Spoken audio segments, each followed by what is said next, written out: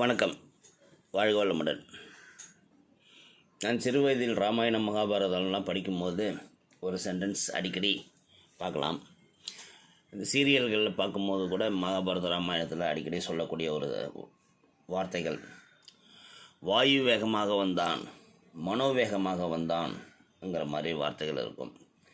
இந்த வாயு வேகம் மனோவேகம்ங்கிற அது என்ன அப்படின்னா என்ன, அதுக்கு என்ன ஸ்பீடு, என்ன அளவு, என்ன இன்றைய டெய்லி நீங்கள் பார்க்கலான்னா, சிந்தனையின் வேகத்துக்கு, அதாவது மனோவேகத்துக்கு எல்லையே கிடையாது. கண்மூடி திறப்பதற்குள்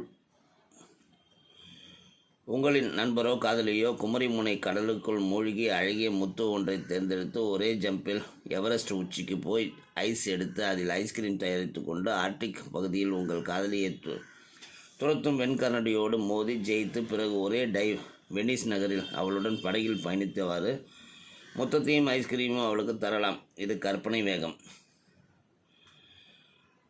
இந்த வேகம்ங்கிறத பாருங்கள். இங்கேருந்து அங்கே, அங்கேருந்து இங்கே, இங்கேருந்து இங்கே, இதெல்லாம் ஒரு ஃப்ராக்ஷன் ஆஃப் செகண்டில் நம்ம சொல்கிறோம். இது சிந்தனையின் வேகம். நர்வ் இம்பல்ஸின் வேகம்தான் சிந்தனை வேகம். அதாவது நெருப்பை தொடுகிறீர்கள், மறு வினாடிக்குள்